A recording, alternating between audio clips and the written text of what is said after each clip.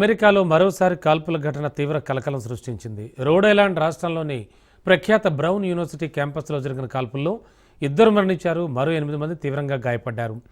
యూనివర్సిటీలో ఫైనల్ పరీక్షలు జరుగుతున్న సమయంలో ఈ దుర్ఘటన చోటు చేసుకోవడం తీవ్ర ఆందోళన కలిగిస్తోంది. నిందితుడి కోసం పోలీసులు క్యాంపస్ వ్యాప్తంగా గాలింపు చర్యలు ముమ్మరం చేశారు.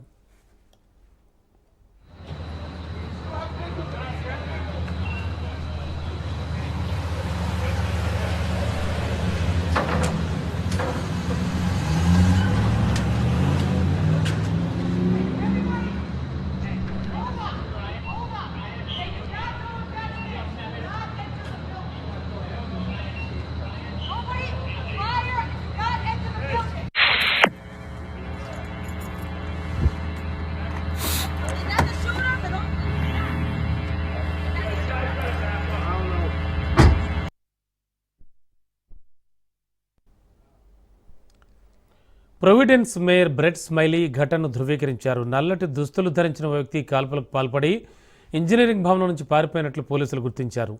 ప్రజలు ఇళ్లలోనే ఉండాలని, అధికారులు సురక్షితను ప్రకటించే వరకు బయటకు రావద్దంటూ మేయర్ విజ్ఞప్తి చేశారు. నిందితుడిని పట్టుకునేందుకు అందుబాటులో ఉన్న అన్ని వనరులను వినియోగిస్తున్నామని ఆయన తెలిపారు.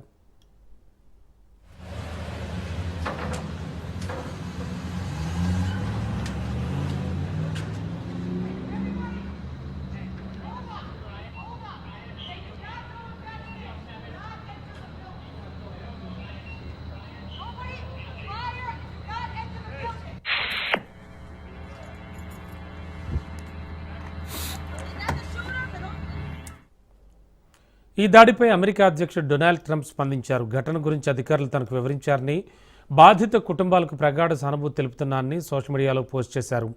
ఉపాధ్యక్షుడు జెడీ వ్యాన్స్ కూడా విచారం వ్యక్తం చేస్తూ దర్యాప్తులో FBI సహాయం అందించడానికి సిద్ధంగా ఉందని తెలిపారు. ప్రస్తుతం క్యాంపస్ను పోలీసులు తమ ఆధీనంలోకి తీసుకుని దర్యాప్తు కొనసాగిస్తున్నారు.